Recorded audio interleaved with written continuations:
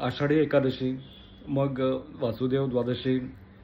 अर्थातच आता चातुर्मास सुरू होतो आणि चातुर्मास सुरू झाला की व्रतवैकल्य सुरू होतात असं म्हणतात.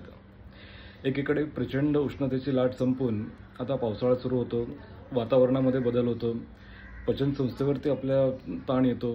त्यामुळे शारीरिक आरोग्य आपलं जपणं हेही महत्त्वाचं असतं आणि त्याचबरोबर मानसिक आपल्या आरोग्यासाठी आपल्याला व्रतवैकल्य करणं हे जास्त आनंदाचं वाटत असतं. अशा वेळेला कुठल्या पोथ्या वाचाव्यात असा संभ्रम खूप जणांकडे पडतो. अर्थात चातुर्मासाची पोथी असतेच, तर चातुर्मासाच्या पोथीमध्ये आपण आपलं छानपैकी मन गुंतवू शकतो. त्याचबरोबर व्यंकटेश स्तोत्राचं नित्यस्मरण आपण करू शकतो, ती नित्यपोथी आपण वाचू शकतो.